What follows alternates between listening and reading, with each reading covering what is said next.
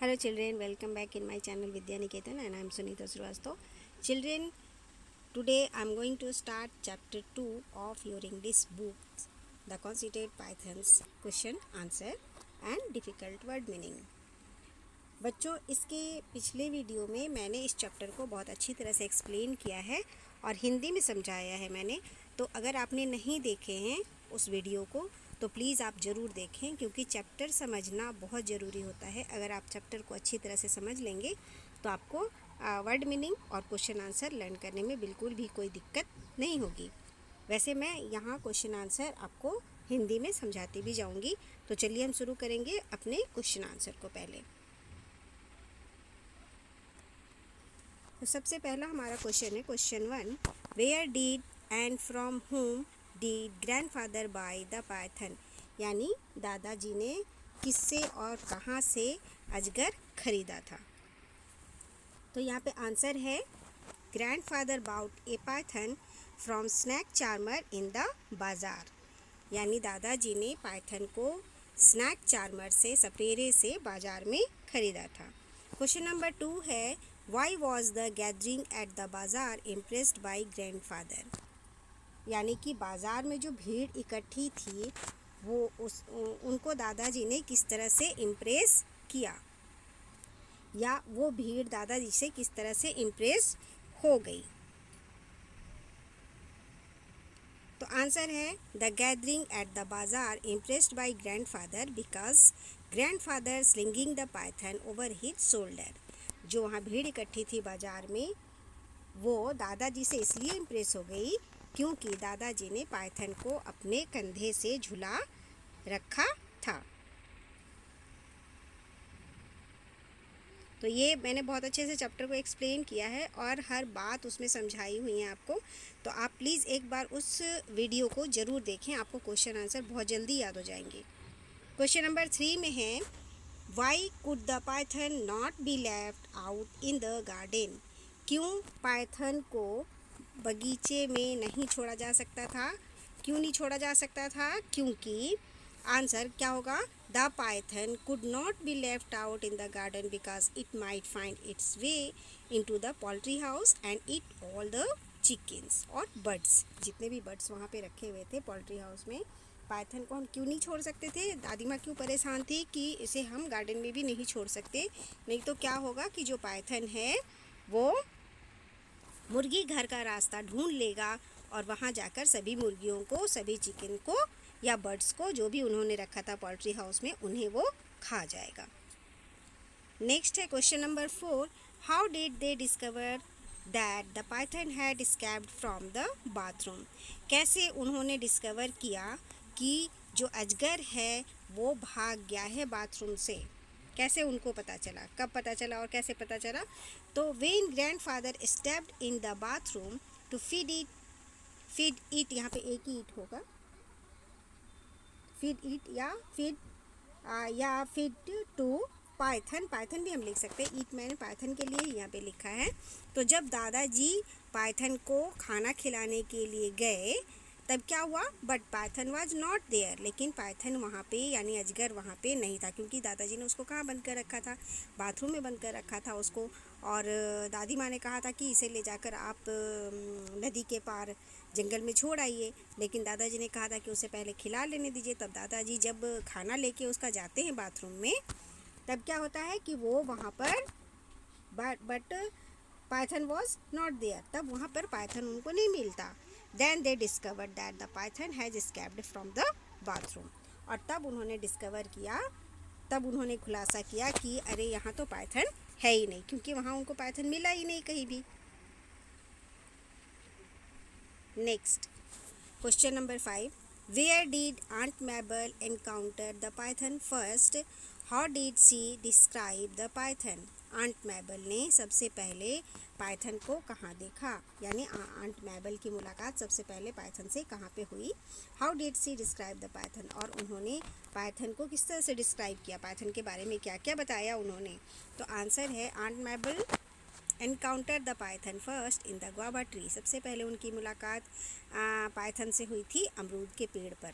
C describe about the python that the python staring at her. His eyes were terrible, and the look in its eyes as though it would eat her alive. It is a 20 feet long boa constrictor. तो जो एंट मैबल हैं उन्होंने सबसे पहले अमरूद के पेड़ पर पाइथन को देखा था और उन्होंने उसके बारे में बताया था कि जो पाइथन है वो उनको घूर रहा था और उसकी आँखों को देखने से लग रहा था कि जैसे वो उन्हें ज़िंदा ही निगल जाना चाहता हो। इसके बाद उसकी आंखें बहुत ही डरावनी थी और वो 20 फीट लंबा बोआ कॉन्स्ट्रिक्टर था। तो मैंने बोआ कॉन्स्ट्रिक्टर आपको बताया हुआ है कि बोआ कॉन्स्ट्रिक्टर का मतलब क्या होता है, एक ऐसा सांप जो कि अपने शिकार के चारों तरफ लिपट जाता है और उनका गला घोंट देता है, उसको हम कहते हैं बोआ कॉन्स्ट्रिक्टर। तो उसको उन्होंने बोआ कॉन्स्ट्रिक्टर कहा हुआ है, तो इसलिए मैंने इस आंसर में भी यही लिखा। Question number 6, what according to the grandfather made the snake conceited? यानी दादाजी के अनुसार क्या ऐसी कौन सी वजह थी जिसकी वजह से जो सांप था, जो पाइथन था, वो अभिमानी हो गया था। यहाँ कॉन्सीटेड का मतलब मैंने आपको बताया हुआ है कि इसका मतलब होता है अभिमानी या घमंडी। तो आंसर है according to the grandfather all the attention the python getting has made him conceited. यानी दादाजी के अनुसार जो पाइथन के ऊपर इतना ध्यान दिया जा रहा था उसी की वजह से वो पाइथन ज़्यादा अभिमानी हो गया था। Question number 7, how was the python caught, what happened to it? Python किस तरह से पकड़ा गया, यानी अजगर किस तरह से पकड़ा गया और उसके बाद क्या हुआ? तो आंसर है the python was caught because a mirror was fitted at one end in the cage along with a juicy chicken and several other tasty thing. जो पाइथन है वो कैसे पकड़ा गया, क्योंकि वो तो उसको मिरर में देखना बहुत अच्छा लगता था, वो अपने आप को आईने में देखना बहुत पसंद करता था और ये कमजोरी दादाजी को और लेखक को पता चल गई थी। इसलिए उन्होंने एक ऐसा पिंजरा बनाया था जिसमें कि उन्होंने मिरर लगा दिया था। एक साइड में, एक किनारे पर एक मिरर रखा हुआ था, साथ ही उस केज में जूसी चिकन के साथ दूसरी अन्य टेस्टी चीज़ें भी रखी हुई थी और इसी की वजह से वो पाइथन पकड़ा गया।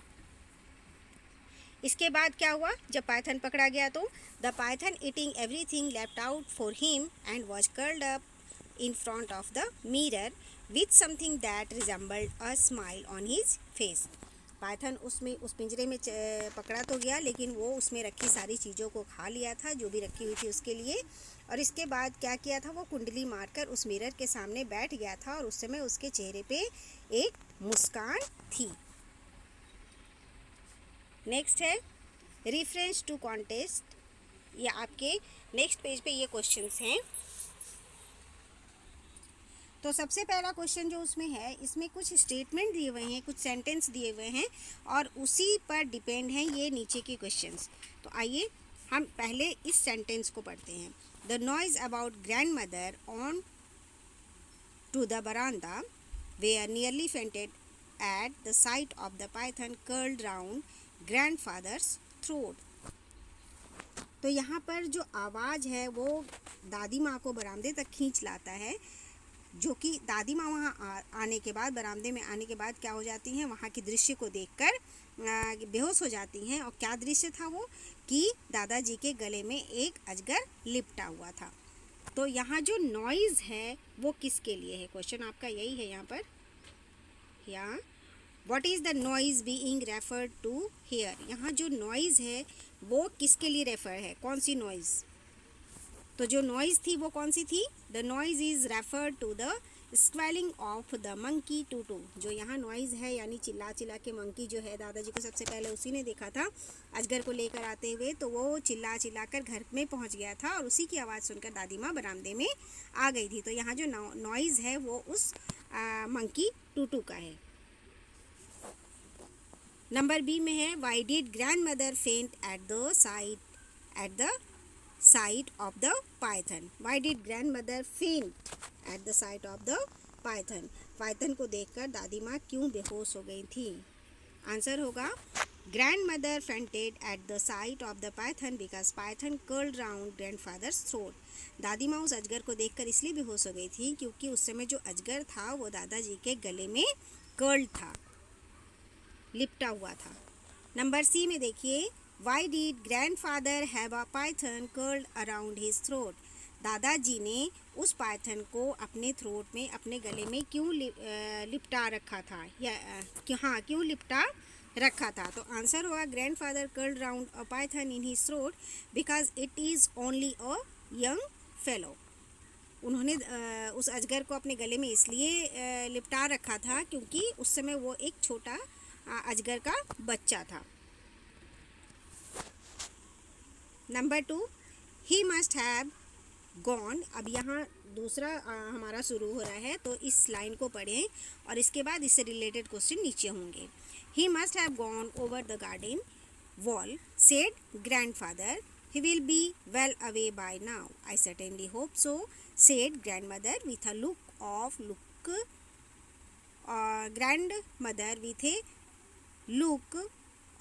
relief. यहाँ पर ये एक्स्ट्रा पेस्ट हो गया है,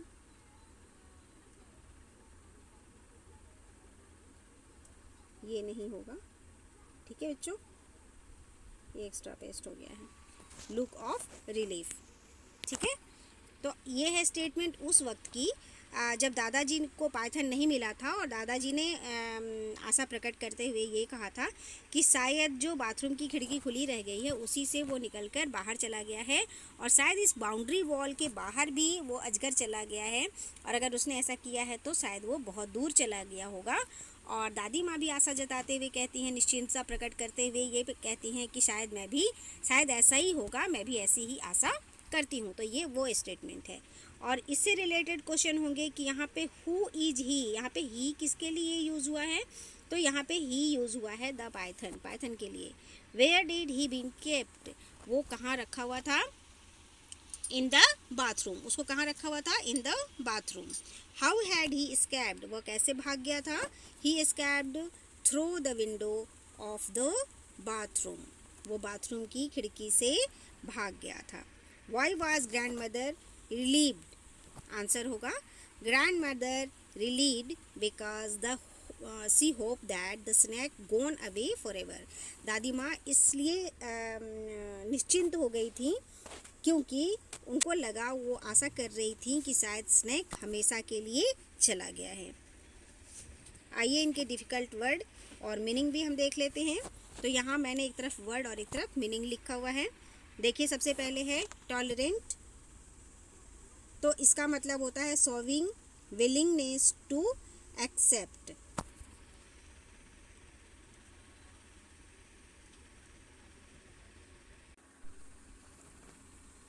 द प्रेजेंस ऑफ समथिंग, और यहाँ पे होगा समवन, होगा सम वन, ओके, ये नहीं होगा, नहीं होगा, ये गलत हो गया है, ये मत लिखिएगा आप, समथिंग सम वन, ओके।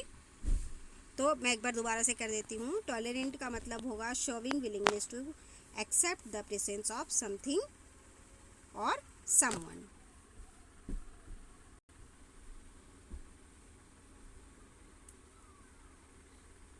हो गया, समझ में आ गया होगा। चलिए नेक्स्ट है यहाँ पे ड्रू द लाइन, तो यहाँ पे इसकी मीनिंग होगी ड्रू द लाइन की set a limit on what one is willing to do और एक्सेप्ट।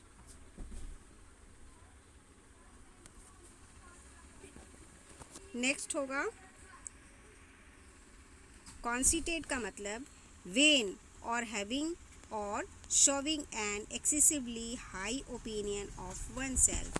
कॉन्सिटेट का मतलब अभिमानी, यानी कि किसी को जब अपने ऊपर बहुत ज़्यादा अभिमान हो जाता है, कोई अपने ऊपर ज़्यादा घमंड करने लगता है, उसको हम कहते हैं कॉन्सिटेट। नेक्स्ट होगा कैमेलियन, तो कैमेलियन मीन्स क्या होगा, small slow moving lizard with the highly developed ability to change colour. Chameleon कौन होता है, स्लो मूविंग लिजर्ड होता है जो धीरे धीरे चलता है और जो अपना रंग बदल देता है। ब्लड रन कोल्ड, तो यहाँ ब्लड रन कोल्ड की जो मीनिंग है वो होगी फील हॉरर और बी वेरी स्कैर्ड, यानी कि बहुत ज़्यादा डर जाना। पोल्ट्री हाउस, इसकी मीनिंग है a farm where chickens, turkeys, ducks and geese are raised. जहाँ पोल्ट्री हाउस उसको कहते हैं जहाँ ये सारे बर्ड्स रखे जाते हैं। अवस्ट्रक का मतलब होगा field with wonder, field with wonder. Number 8 में देखिए क्रेस्टफॉलन। क्रेस्टफॉलन का मतलब होता है sad and disappointed, sad and disappointed.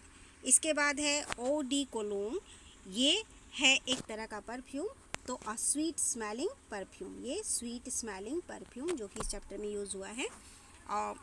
O due colon, तो ये एक स्वीट स्मेलिंग परफ्यूम है।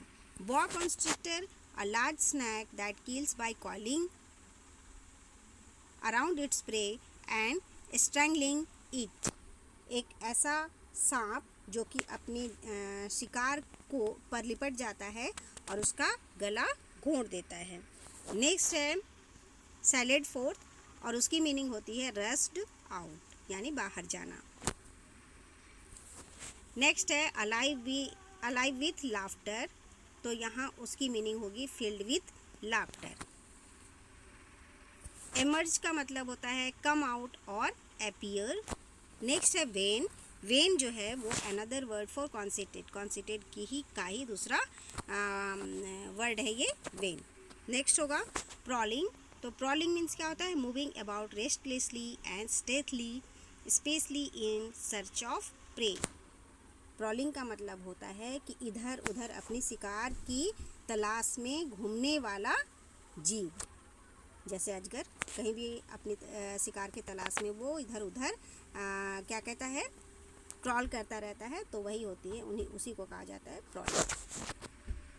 तो यहाँ पे देखिए मैंने आपको चैप्टर 2 के वर्ड मीनिंग और क्वेश्चन आंसर करके दे दिए हैं, तो आप इन्हें अपनी नोटबुक में नोट करें और इन्हें लर्न करना शुरू कर दें।